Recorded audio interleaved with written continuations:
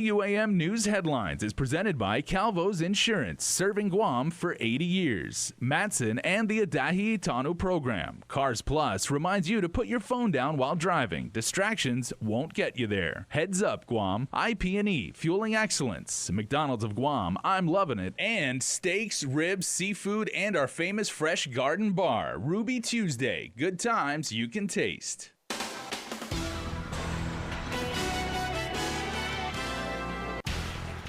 Right now on Primetime, your governor will be making a second trip to the live fire training site. Plus, a rally was held marking 4 years since former police officer Albert Piolo was shot and killed. And several lined up as early as Thursday evening to secure prime spots for the 75th Liberation Parade route. Hafade and good evening if you're watching us on KUAM TV or streaming us online. I'm Jason Salas. Well, 4 years ago on this day, Sergeant Bert Piolo passed away. And the family continues to ask, where is the justice? In recognition of his 4-year anniversary, a rally was held downtown. KUAM's Adriana Cotero was there and has this report. This sign reads, "Justice for Bert." 4 years later, and family and friends continue to echo this. He was born here. And then, he works decently in government of Guam. Life matters. All we want is justice. We're not gonna stop. We're not gonna stop fighting for justice. On July 12, 2015, Sergeant Piolo, at the age of 38 years old, lost his life in an incident involving fellow police officer Mark Torrey Jr. Torrey was arrested and charged for the murder of Piolo, and just days ago, the Supreme Court vacated his conviction. Bert's mom, Geraldine Piolo, did not want to make a comment in regards to this decision, but says they will always speak up for their son and the justice he deserves. We felt sorry for him because he could not testify whatever happens. No, we really felt sorry. In his grave, he could not even, he has no peace. And it's very clear, that did not happen, and those recordings cannot lie. Still grieving the loss, Father Eli Piolo says all they want now is peace of mind. Right now I feel disgusted, because it's been 4 years already. We don't have the justice for my son.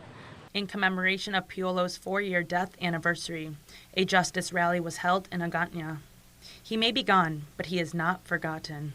Waiting for mercy from God. That's what we're gonna do now. Just keep fighting for justice. We're not gonna stop. We're not gonna stop. Sergeant Albert Piolo is forever remembered by his loved ones. For Guam's News Network, I'm Adriana Cotero. Adriana, thanks so much for that report. In other news tonight, Governor Lulian Guerrero is back on island after traveling to Chuuk with some major updates. The island's chief executive says that CBD confiscated by the Guam Customs and Quarantine Agency will be released. Tomas Manglonia has this and more in our next report. The governor says that Guam Customs and Quarantine Agency will release confiscated CBD products. We are going to release it, but I have asked Public Health to monitor it very closely. She says the main concern is the labeling of CBD products in retail as not approved by the FDA. Officials say more research on its effects must be done. There's no proposed timeline of the item's release. Meanwhile, it's been a month since the governor announced that war claims would be administered by the local government. She tells us that Assistant Secretary for Insular and International Affairs, Doug Dominich, is on board, though meeting the promised July 21st deadline is uncertain. Letters have already been out for those people that have been adjudicated through the Foreign Commission, and then we're thinking that we are going to, or the U.S. Treasury is going to send out another letter asking the claimants for consent to give their information to government of Guam. The Magahaga is back on island after attending the 3-day Micronesian Islands Forum in Chuuk and comments on pending matters after her arrival. She says while she was not able to speak to Rear Admiral Chatfield, who was in Chuuk, about the denial for a pause, she was able to discuss Guam's political status with fellow Pacific Island leaders. She says she sought their support to approach the matter through the United Nations. Reporting for Guam's News Network, I'm Tomas Manglonia. Speaking of the governor, Lulian Guerrero will make her second trip to the live fire training range next week, and this time she'll be acting with State Historic Preservation Officer Patrick Lujan. He tells KUAM News that the governor has expressed concern about ancestral sites at the marine cantonment and the live fire training range. The military has cleared several sites at the Magua area and the firing range as part of data recovery process laid out in the programmatic agreement. When we're dealing with the sensitive issues like this, we as government officials, we have to do our part to make sure that things are being done right. In a letter from June 24th to NAVFAC Marianas, the Historic Preservation Office cited concerns with mitigation efforts at ancient sites unearthed at Magua. The intervals of shovel test pits, inadequate buffer zones, and having an archaeologist present during searches for unexplored ordnance at Magua, as well as the firing range, were concerns. Now, the site visit comes after Admiral Shoshana Chatfield rejected the governor's call for a pause on firing range construction activities around the Hadzan Lagu, a critically endangered tree. We asked Lujan what he thought of the Admiral's denial of a pause. I can't give you my personal opinion on that. All I can say from an official position is to do the due diligence as a government official, and that I can promise you that we're doing. And that goes through mitigation, that goes through consultation with the client, in this case being Department of Defense, and working closely with them. And that we would do it if it was a private contractor, a private landowner. Now, Lujan did tour the firing range yesterday with state archaeologist John Mark Joseph. He will tour the sites with the governor on July the 18th. To our crime beat tonight, police officers stopped a car for erratic driving on the 10th of June and discovered a small baggie filled with drugs. 34-year-old Jeremy James Lighton Cruz faces a third-degree felony charge for possession of drugs. When the defendant was pulled over, he consented to a search, and the drug found tested presumptive positive for amphetamines-based substance. In other news tonight, 4 people, DK Joywell, Yos, Mace Joywell, and Atafios, all in their 20s, have been charged with aggravated assault and rioting as third-degree felonies, amongst other charges. On the 11th, GPD officers received an aggravated assault complaint near GPO in Tamuning, with court documents stating the 4 were in a white Toyota Corolla and threw a beer can at a victim before exiting the vehicle and then cornering him. DK Joywell hit the victim with a metal pipe, aiming for his head. The victim shielded himself with his hands, and he was transported to the nearby KUAM Memorial Hospital for treatment. When officers arrived at the scene, all 4 men had fled. The victim said he did not know the men, and a short time after, GPD was called to Toves Mart here in Dedido for a report of a riot. The same white Toyota Corolla was located at the scene by officers, and through interviews it was determined that the same 4 men were involved. Court documents also state one of the men had a slingshot and was attempting to shoot other people that they did not know. Police tried to speak with the defendants when one of the men, Yos, pushed an officer away, resisting arrest. All 4 were intoxicated during the incident. Well, camping out for a chance to get a spot to camp out to watch the 75th Liberation Day Parade was the scene at Parks and Rec this morning. Our Chris Barnett lined up with everybody else and files this story. Over 100 people packed outside Paseo Stadium, some waiting since Thursday afternoon for a chance to grab one of over 100 permits for spaces along the Liberation Parade route. For some, camping out on the parade route is a given every year. It's a family tradition we've done every year. How many years? Since I was little, since I was young. For others, expectations are high for the 75th Liberation festivities. Liz Calvo camping out on the parade grounds for her first time. My sister-in-law is visiting from North Carolina. Her husband is currently deployed, and so she came home for about 6 months, and she wanted to enjoy this because she hasn't been on Guam for a lot of the summers to come and enjoy it. So wanted to try to make it enjoyable for her and her children. Once a family or vendor has a permit, setup can begin at noon on the Saturday before the parade, and spaces must be cleared by midnight Monday morning. Parade entries up from last year at 52 floats and growing, according to Parks and Rec. Isa San Nicolas looking forward to roughing it, even if only for one night on Marine Corps Drive. I am super excited. This is actually my first time camping. We've always just joined somebody else's tent when we go down for Liberation, so I'm super excited. For Guam's News Network, I'm Chris Barnett. And in very moving news, early this morning, war survivors, community members, and island leaders unveiled another memorial as our island sees its 75th year of liberation. The plaque was unveiled in Mingilao in front of the mayor's office in commemoration of war survivors, the fallen, and their descendants. Survivors shared stories from their youth about Japanese occupation, with one elder sharing how she is extremely grateful for the military's presence on Guam and fears for history to repeat itself with a foreign invasion. After the memorial was unveiled, family members paid their tribute by lighting candles and placing flowers in front of the site. And money may be coming for some of you before Liberation Day, as on Monday, Reventax and DOA will mail more than 1,400 tax refund checks totaling approximately $4.6 million, including refunds garnished to repay government debts for error-free returns filed on or before February the 8th of this year. Once again, $4.6 million coming out on Monday, about 1,433 checks for error-free returns filed before February 8th, 2019. Congratulations if you are one of the recipients. And please stay tuned and keep streaming us, because Primetime will continue right after these messages. There are more ways to experience Guam via KUAM News, giving you what you want, when you want, and how you want it. From smart devices, Alexa, what's in the news? Here's your flash briefing. Over the web, on mobile, on streaming platforms, with immersive, interactive formats, and via social media where it's more than just content, it's conversation. More ways to keep you informed and entertained whenever you want it, wherever you are, on whatever device you're using.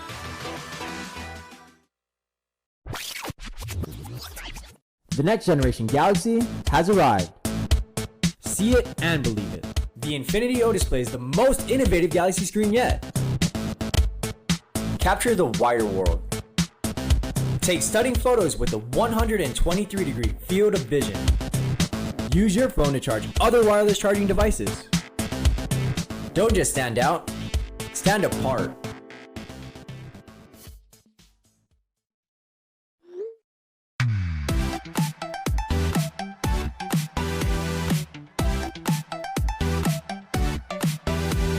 Half the day, I'm in the club.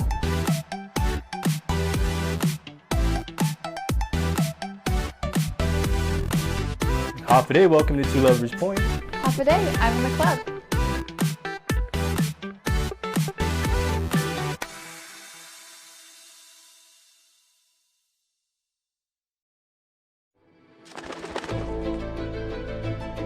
They say there are two kinds of people in this world. Those who find themselves, and those who create themselves. Are you looking for purpose, or deciding it for yourself? Will you plunge, waiting for someone to catch you? Or will you jump and build your wings on the way down? Seek a path, or carve a path. Wait for the future, or build it. What is a school but a set of walls waiting for greatness? And who are you but someone destined to achieve it? Here, between the street and the jungle, against time and tide, we push and pull just like the currents. Our ocean of dreams will meet the odds ahead and rise above it all.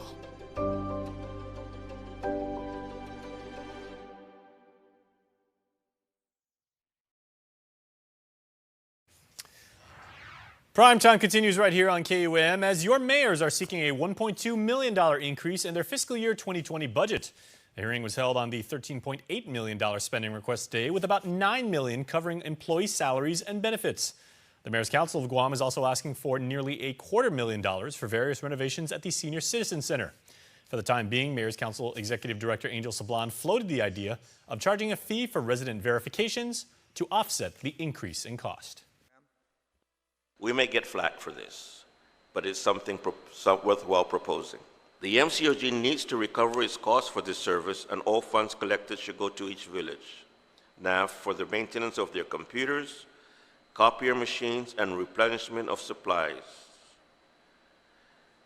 If any of you have gone to the Dededo Mayor's office, it's like Grand Central Station in the morning. There are people lined up and seated outside just waiting.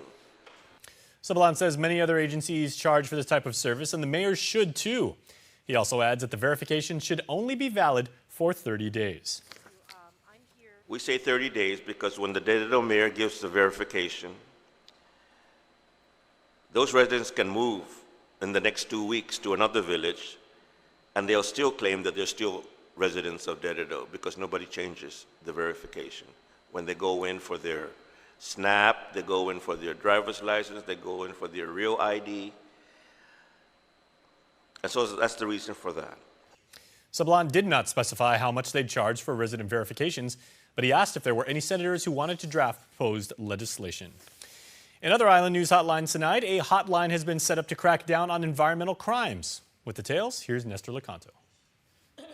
Center for Island Sustainability Director Dr. Austin Shelton and Agriculture Director Chelsea Munya-Breck announced that UOG Sea Grant Lab and the Division of Aquatics and Wildlife Resources are teaming up. We agreed to support their hotline, 864-TOCA, so that the community has a direct link to the conservation officers 24/7 to report violations to Fish and Wildlife. People illegally fishing in our preserve areas, or if someone happens to be around when they notice suspicious activity up in the mountain areas where there's typically poaching or setting of illegal fires. Conservation officers rely heavily on the community, says Lieutenant Mark Uggan, and they get calls weekly, if not daily. Normally you would be officers out there doing their jobs, doing their patrol, but for the short staff we have, we encourage the community to help us out with that. So we get more calls than the actual activities we actually observe. We have a major problem on island with deer poaching arsonists, people who are setting the hillsides on fire in order to make it easier for them to catch deer.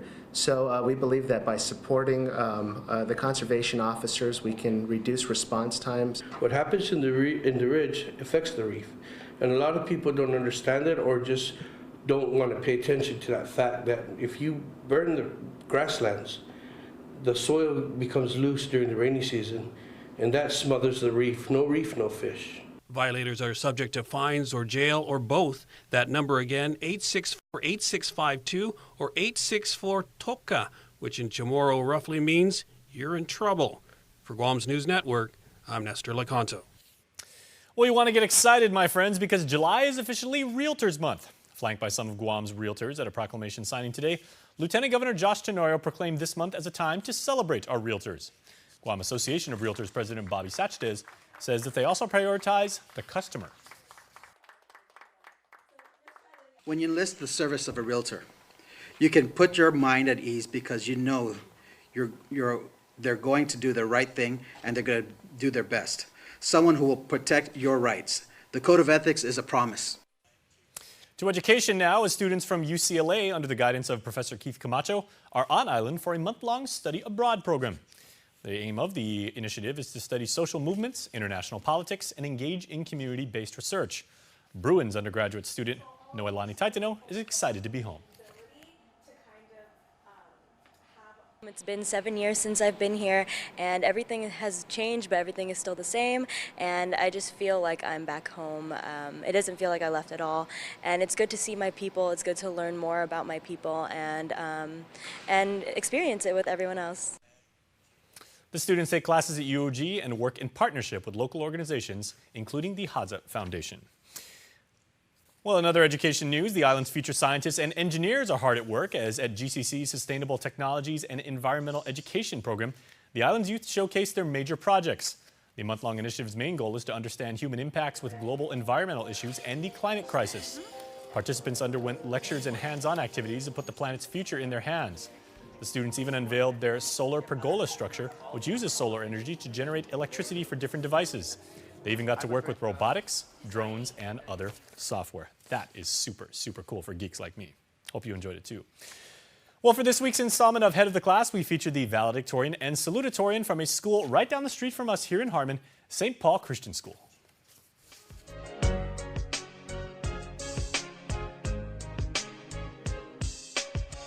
I'm Marian Joshua Guilino. I graduated as a valedictorian from St. Paul Christian School. I will be attending UOG.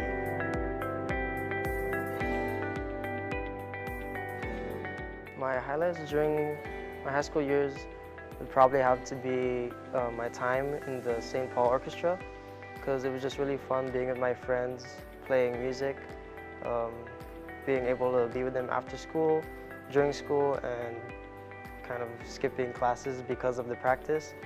And also, I would say probably the sports, because I'm not one of a sports person. I usually stay inside and study or listen to music and stuff like that, and being able to get out of my comfort zone to play sports and do something that I didn't think I would do is really memorable for me.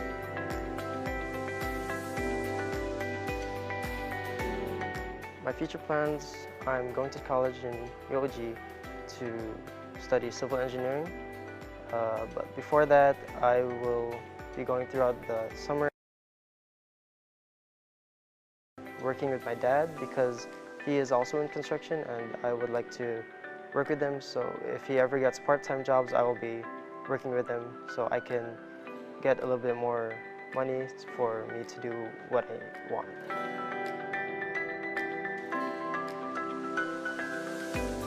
I'd like to give a shout out to my friends, families, and all the teachers that supported me and taught me how to become a better person and how to become mature. And also I'd like to say thank you to my church because they have also supported me throughout the whole way. Hi, my name is Melvin Cristobal, and I graduated salutatorian of St. Paul Christian School. I'll be attending UOG in the fall semester.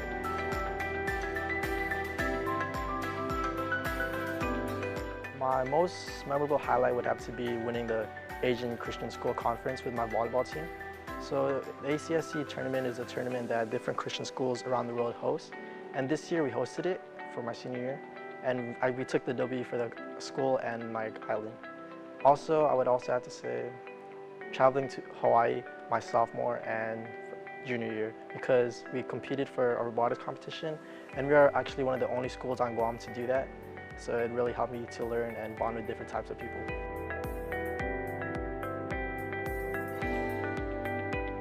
I plan to major in engineering in UOG, then after hopefully get a job in engineering also.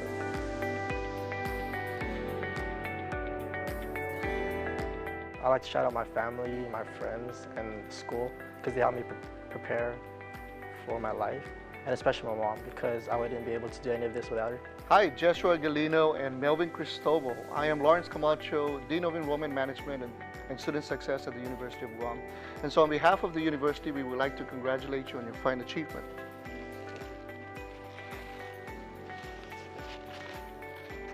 Congratulations, and we can't wait to see you this Panuchanan semester. Congratulations, class of 2019 from KUAM Communications and the University of Guam. Do not even think about tapping on that screen and going anywhere else because when we come back, sports and also tonight, your birthday shout. The summer of Jeep, Compass, Cherokee, Wrangler, Cars Plus, and Mighty.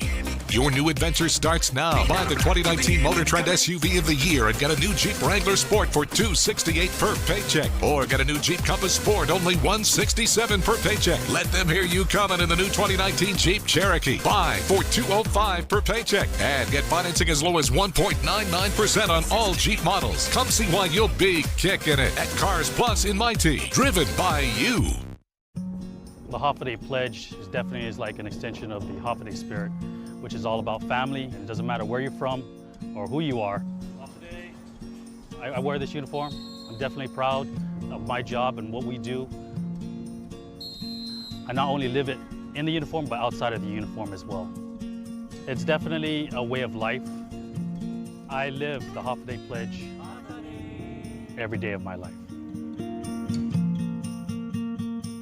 Ah, Spain, home of the Grand Mick Extreme Bacon Burger from McDonald's. Fresh beef, Applewood smoked bacon, and Gouda cheese. But to get one, you'd have to get your passport, get to the airport, squeeze into the middle seat, go through customs, get into an itty-bitty taxi, say Llévame al McDonald's más cercano, and finally order one. Or get to your neighborhood McDonald's now, because for a limited time, worldwide favorites are here. Around the world is now around the corner. KUAM Sports is presented by Triple J.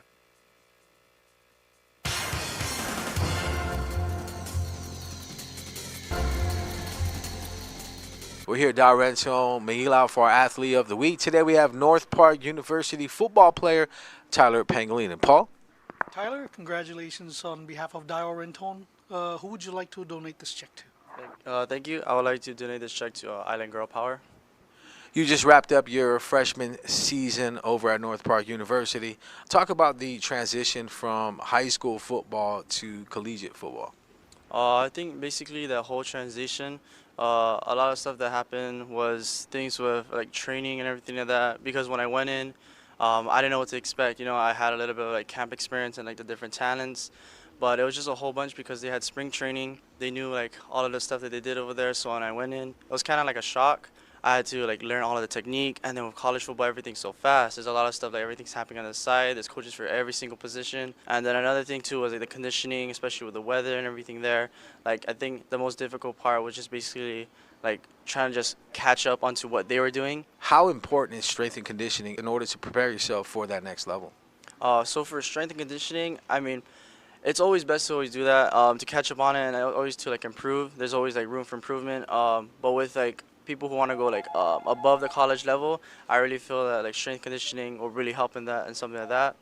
With college, especially too, because you know when I went in, I left Guam, I was around like 130, but then they wanted me to gain more weight, and like here I finally got to like 160 and everything like that. But it was just, it's a tough battle with like trying to always like better yourself, because you're seeing all these other players that are bigger and better, and then you know we're from Guam, we're not always going to be the biggest and the baddest, but then always like the biggest heart. For these athletes, you're not going to get looked at unless the grades are on point and making sure school becomes first priority. Yeah, with academics, that's the one thing. Colleges will not look at you if you do not have your academics right. Because of I had a pretty good GPA and everything like that, I was able to get some scholarship money. When I was at the camp, they were talking about me and stuff like that, and they wanted to see like, oh, well, how's your grades, this and that. There's always student before an athlete. So then that is just like your grades always has to be a priority. With everything you do, you shouldn't always just think, oh, I'm gonna do this for football. Like, no, you have to get your grades right, and from there on, everything will fall into place. You know, you always gotta just keep pushing yourself, because there's always room to get better, and not just like give into like little stuff. All right, congratulations. Stay tuned to our next Dow Rentone Athlete of the Week. KUAM Sports Athlete of the Week is brought to you by a press conference for tomorrow's PBA legendary rivalry game between Ginebra and Pure Foods was held at the Royal Orchid Hotel this morning. The players from both teams were in attendance answering questions from the media and giving a brief history of their playing careers. Doors open at 3 in the afternoon, followed by an exhibition all-star game between the FSAG All-Stars. The PBA matchup will tip off at 7 p.m. All the Filipino fans really love to watch this game, so they really look forward every year or every game they play. They really support this Manila Classico game. If I can compare it to the NBA, most likely is the Lakers and the Celtics rivalry, similar to that. Now for your Pacific Games update, Ben Schulte won a silver medal in the 50-meter breaststroke with a time of 29.75. Ben also set a new Guam record with his finishing time. In women's basketball, Team Guam fell to Samoa 85-76. Destiny Castro led all scorers in the loss with 27 points. Mia St. Nicholas added 18. Team Guam is now 1-1 and will face Tahiti on Saturday.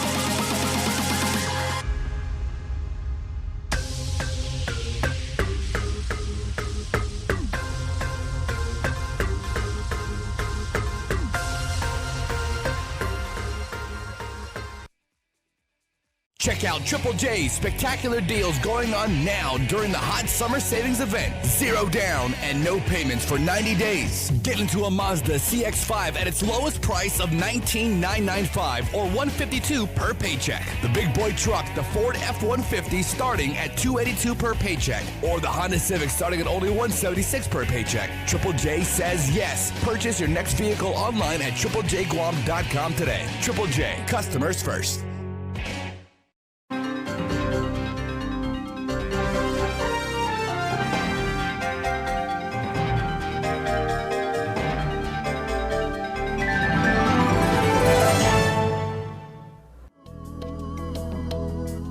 Smiling is a natural response to joy, happiness, and excitement.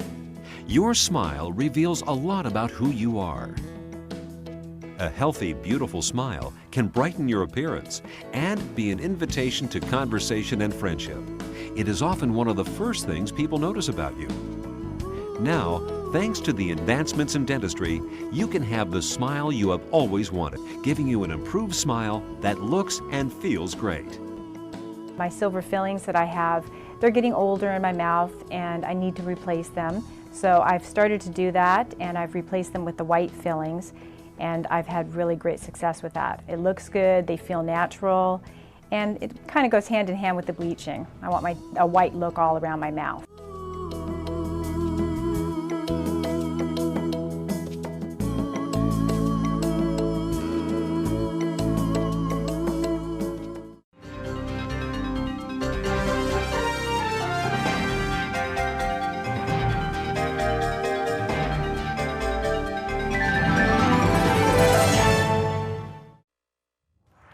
Very well-deserved congratulations going out to our friends from the Guam Territorial Band and the Tumon Bay Youth Orchestra for claiming the Gold Award at the 30th Australian International Music Festival in Sydney. It's the third time the band has won the award, having also claimed it in 2005 and again in 2014. The band was selected for the command performance at the Sydney Town Hall for the closing ceremony, with the Tumon Bay Youth Orchestra, less than a year old, receiving the Gold Award in their first appearance at the music festival. Great job, and great job by our friends Max Ronquillo. Really, really good guy and really cares.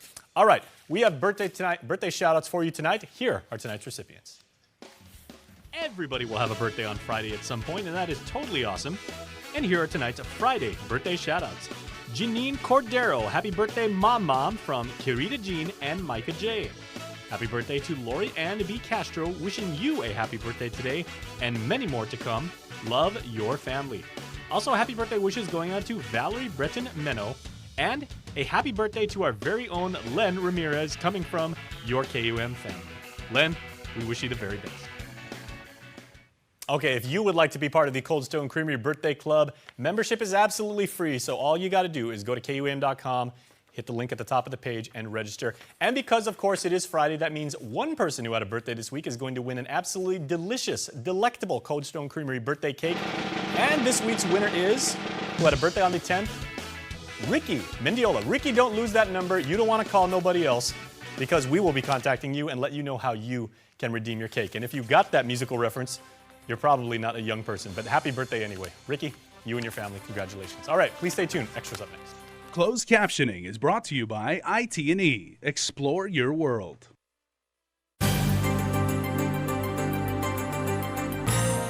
Hello and half a day, everybody. I'm Jason Salas, and this is KUM News Extra. If you're streaming us on Facebook or YouTube, we thank you so very much. And if you're watching us on KUM TV8, we thank you very much as well. We ask you to add your comments in because we have a fascinating topic to start the show. We are talking about safety concerns for small businesses. Lucia is way over there. Gerardine is here, and we are talking about what smaller companies can do to keep their employees safe. Ladies, thank you so much for being with me today. Thank you for having me. Yeah. Okay, I remember when I was going through business school, small businesses, corporations, and everything like that, you know, there's so many differences in terms of scale, scope, but if you're a very, very small operation, maybe family owned or, you know, just like a few employees and everything like that, what should people know, Lucia, about like establishing a good safety framework?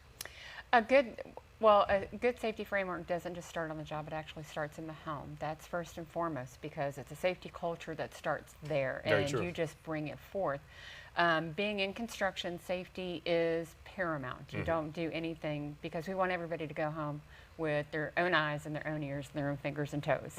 And I like the way you phrase that too, because it's like, hey, if you slip up, if you lose focus and everything like this could cost you dearly. absolutely, and a lot of people take that for granted, and they don't realize that, you know, even a back strain or what have you, by not doing things safely, will affect them and their families. And we just want to make sure that everybody goes home and has a good day and doing their job safe. Now, Gerardine, from a business administration standpoint, if you have employees that are, you know, that are doing the very best job to their ability and everything, but you're in charge of them and everything, what can you do to make sure that they're practicing the best safety, and what can you provide for them? Right. So business owners should always have a safety plan in place for their company, for their employees, just to operate their business, you know, safely. But they should also be aware of the safety requirements for their customers. So whether it be the federal government, the local government, they should always be aware of those safety practices as well and tie them together so that they work. Bringing up federal, because again, there's a lot of federal work going on right now. The federal government does have quite a bit of safety regulations to make sure that people go home safe. And companies that do work for the government, they have to have their own accident prevention plans. And they have to teach those to the smaller companies. The large businesses do to small companies, and small companies to small companies. And it's by leading by example and actually teaching, mentoring, explaining in federal government you have to do things like activity hazard analysis, AHAs, and that tells step by step what you're doing.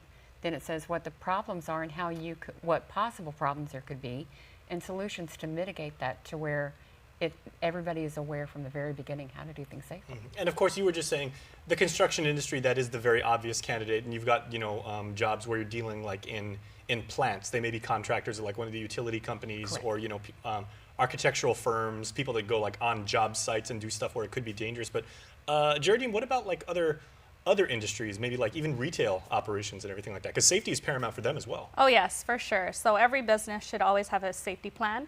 Of course, it changes per industry, but definitely having one in place, starting with the business owner and distributing that to the employees is always important. Even restaurants, right? Like yes, you say, like, even okay, restaurants. A small slip on the floor, a server is bringing like a drink to the table. There's a couple drops of water that helped out. If somebody slips on that, that's a dangerous situation, For literally. sure. And OSHA also covers a lot of that, the occupational safety health hazards. Thank you. It's always been OSHA for so many umpteen years that you forget what the words stand for. Yeah. But OSHA does general industry as well, covers general industry as well as construction. Okay, I already know on the other side of this camera there's so many people that are intensely interested in this and everything like that. So if people want to contact you and find out more information, or they'd like to network with you, or just start a dialogue and everything like that, what would be the best way? You want to introduce the GCA Small Business Certainly. Committee? I am the chairwoman for the Small Business Committee of the GCA, the Guam Contractors Association. We have a monthly meeting on the last Tuesday of the month. And every small business is welcome to come in. We actually encourage that. We want to help the small businesses. They don't have to just be contractors. It can be anything that touches in construction. And we welcome everybody, and we're always willing to help and mentor and teach and do everything. And we learn from them as well. Yeah, and we're not making light of the fact, but again, like across industries, like if you fail to provide, like say even a first aid kit that's on hand in your business, right? Like if it's an office and somebody gets something as silly as like a paper cut or something like that, and then that gets infected, that employee could then say, okay, my company is liable for these like substantial bills that I've now accrued. Absolutely. And again, there are regulations for general industry that cover that as well. Okay, so can you talk about that for a second, Geraldine? What, obviously aside from loss of life and, substantial bills and dismemberment possibly, those are the primary concerns, but what penalties could a business face if they fail to comply? They can face fines. I'm not sure exactly of what the fines are, but I know OSHA has a lot of fines in place. There's a lot of zeros after those numbers, I know that. Yes, it's substantial. So the first step is prevention. The second step is by having a safety plan, but the second step also is to train your employees to make sure that they know the proper procedures in place in case anything happens. Even if it's just a minor thing, they have to report it. So yeah, just having that in the business is paramount. It's key. That can either make you or break you, I believe. It can. That is a perfect way to put that. And we want to actually emphasize that there is a lot at stake here. So this is something that any business really needs to do, regardless of size. It's very and their important. workers' comp insurance. Every business has workers' comp insurance. Yes. And anybody that gets hurt on the job, it does affect the insurance premiums and the way that the small businesses, and any business for that matter, goes out and gets insurance to cover their employees. Okay. And those are very pricey too, so. Yes, absolutely. Yeah. Well, thank you very much, ladies, for your insight. No problem. All right. Thank you. So just wanted to mention a little more detail about the workshop. It's hosted in combined effort with Guam Procurement Technical Assistance Center, the GCA Small Business Committee, as well as Pacific Islands Small Business Development Center. And it's going to be at the UOG School of Business, multipurpose room 129 on July 16. And it's going to be from 8:30 to 11 a.m. So for those small business owners or anyone in general, it's a free training. All are welcome to attend. But of course, if you would like to attend, just register at SBDC's website. And you know, there's limited seating, so we welcome all, but of course, we recommend that you register. Okay, well, thanks a lot. We'll see you soon. Thank you. Thank All right, you. We'll see you right after this.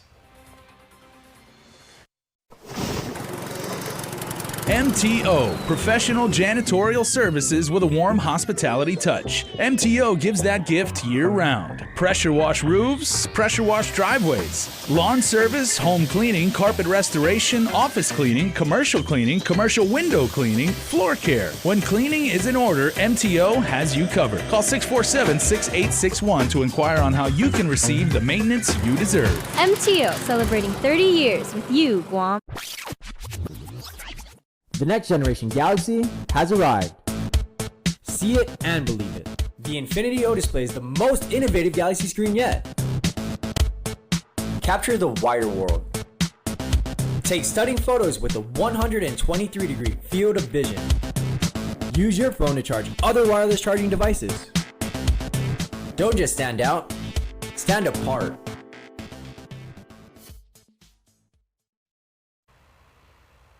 All right, everybody, if there are two colors having to do with Guam outside of the colors of our flag, it would be brown, for like skin tones typically, and green. But we need a lot more green on our island, so that's why I have my friends Rudy and Christine here, and we are talking about keeping Guam green. Christine, you had no idea I was going to say what I just said, so I know you're just waiting to crack up. Works. We need Guam to be more green, though. We do. Okay, how are we going to get that done? Rudy, how are we going to get that done? Passing the buck, all right. Managerial efficiency in effect tonight on the show. On Father's Day we had a fire over at Coastal Conservation Area, which is the Tarzan Falls Trail. So we're gonna go in there on July 27th of this on Saturday, 8:30 a.m. And our goal is to plant at least 100 trees, and as well as do some other management practices to help stop the erosion. What kind of trees will we be planting? Native trees such as Dauk and some pandanus, probably some native plumeria as well. Okay, very, very cool. Yeah. So we're making sure that Guam's native flora and fauna continues to thrive here. Correct. Yes. All right, outstanding. Okay, how long will it actually take for those trees to mature? And like, are they saplings already when we plant them? They're saplings. They're at least a couple months old. Okay. And so right now what we have there was acacia trees, which help build the soil up, and we're gonna eventually replace them with the native trees. So in concurrence with the acacia trees, they should thrive faster as opposed to just planting them out in bare savanna grasslands.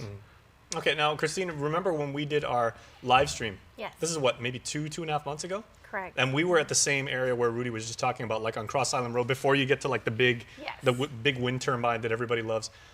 We got so many comments on that show when Chris Barnett was interviewing you, and people were like, I had no idea that Guam could look like such a wasteland there. Yeah. And they were like, okay, it's not something where it's like a bunch of physical waste and people have like deposited diapers and dishwashers and everything like that. People were just like, that all came from the fire. People who have lived there for 40 years were blown away. Right. It's this fire. So this site, the forest, the fire burned up behind it and it burned out towards the road. So when you drive by Tarzan Falls Trailhead, that's what you're going to notice, that yes, it burned up front, but it was because it came from the back. And we're talking about 30, 40-year-old stand that spent that time replenishing soil and really building that base. So now we can go back and hopefully be more successful with native plants. But that interview that we did, that live stream, that was pretty incredible because we were able to show just the scale at which it could burn, and it has burned. And hopefully people will recognize that impact and come and join us for our future reforestation projects. Hopefully that motivated people, because I remember afterwards I jumped in the comments and somebody said, man, it looks like death. And I was like, we haven't invented smell-o-vision yet, but I was like, if you could only smell, just it singes your nostrils. I mean, it just makes you so sad. And that was a completely natural occurrence as far as we know, right? That was just because it's a dry season. It's dry season, and the vegetation was, as we say, primed for burning because it was so dry. The moisture content was low in the grassy fuels, which we saw there. But these fires on Guam don't occur naturally. They are human-caused fires, and I think I said human-caused ignitions, which got a lot of flack for. Put the blame on irresponsible people. But that's what it is. It's human-caused, and so you saw that as grassland burned. When you come out to the Tarzan Falls Trail and you see the devastation there, it really doesn't look like Guam. Like you walk through that burn char and you have trees that are in the background because we've cleared away hazard trees for the service project. But when you walk through the stand, it's very humbling because it's just charred earth. And as far as retaining water, and we're moving into rainy season. So now we've lost that vegetation, and many of those trees are going to die. There's a kid that went to Notre Dame, and he jumped in the comments and he goes, all my years going to high school, just down the street, I knew trees that were like over there and everything. They're not there anymore. Right. And now with rainy season coming, our flood issues that we will most likely see, because every year we have flood concerns on the island, now we don't have those trees and their roots and that base helping to retain moisture and water in place. So this is where a lot of our flooding issues come from, these upland burning. One of the most photographed places on the island because you can see, miles and miles away of just lush fields and green and everything like that. Okay, so Rudy, now that basically Christine has done her part, guilting people into taking care of Mother Earth and everything, like what skills should people have if they want to show up? What equipment should they bring, and how do we get involved? Well, on the flyer, it says, wear closed-toed shoes, bring a hat, some sunblock because there's no trees now, some gloves, and basically what you're going to be helping us to do is plant the native trees. We were supposed to plant 100, but we might have to. Ever since we put this flyer out, we've been getting a good response, and we might have to plant even more on that day. So that's something to look forward to. We're glad to make you guys work even harder than you intended. Because we're taking care of Guam. Yes. Okay, if people have never planted a tree before, can they go there and they say, I was motivated by your interview on KUAM. I really want to get involved, but I don't have a green thumb. I've never done this kind of work before. What can I do to help? Oh, well, we'll show you how to do it. All right. Yeah. We have staff there that's been planting trees for years, so we'll have them take care of some groups on what they're going to do in this area, as well as planting the trees. Okay, and hopefully this is going to be the only time we have to address this, at least for the foreseeable future. But Christine, if people would like more information or they want to, network with you and your fine staff and figure out what's going on, how can they contact you? Thank you for that. You can follow us on Instagram, Twitter, Facebook at Guam Forestry, one word. You could give us a call, 300-7977 or 5. And we're right off Dairy Road in Manilao, across from Price Elementary. And we're there, so we like company. It gets pretty quiet if we're in the office. There's a lot of nice trees there, too. Yes, yes. And hopefully it's going to stay that way. Come visit Rudy and maybe enroll in the stewardship program. Very nice. Okay, Rudy, we got about maybe 30 more seconds, but tell us about that. So the stewardship program is mainly for landowners that have big tracts of land that have, let's say, erosion control issues, or they want to convert their grasslands into native forest, or habitat enhancement for their property. So they just sign up with me, and we'll do a site visit, and we do recommendations on what they can plant on their property. It's free. It's free. Okay, good point. Right? It's free. Thank you so much. Okay, so in closing, one of the most fundamental rules: take care of the island, and the island takes care of you. Correct. Yep. All right. Thank you so much. Thank you. All right. Please stay tuned. We are back after this. Guam's auto appearance specialist, Elegant Reflections, has been providing the automotive industry with professional detailing and car care products at its highest quality, from complete detailing, full interior detailing, exterior detailing, headlamp restoration, hand washing, seat and carpet shampoo, engine degreasing, undercarriage cleaning, paint sealant, fabric protection, paint oxidation removal, and so much more. Visit us at our new location. Call 646